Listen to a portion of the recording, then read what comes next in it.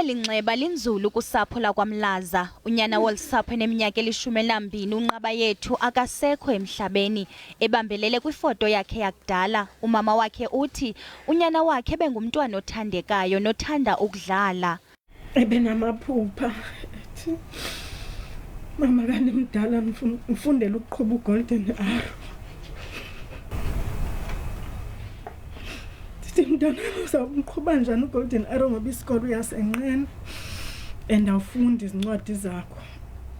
Nathi kodwa u10 nizamgqiba umgqiba kwamama u10 nizawukwazi uqeshwa kwaGolden Arrow. Lamakhwenkwe amane bedlala kulomhlaba usecaleni kwendlela izolo bagrumbe umngxuma kule santi neye yabhidlika bengaphakathi kwawo.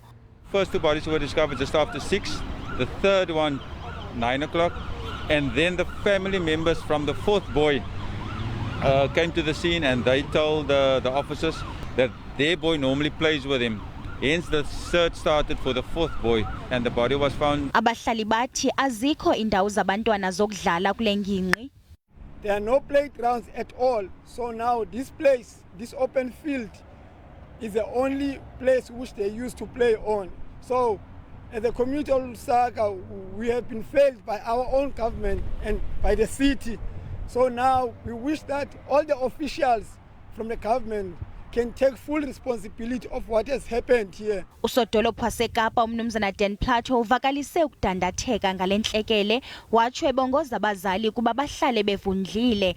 Uthi abahlali bagrumba ngakule ndlela basebenzise lesante ekwakheni izindlu zabo.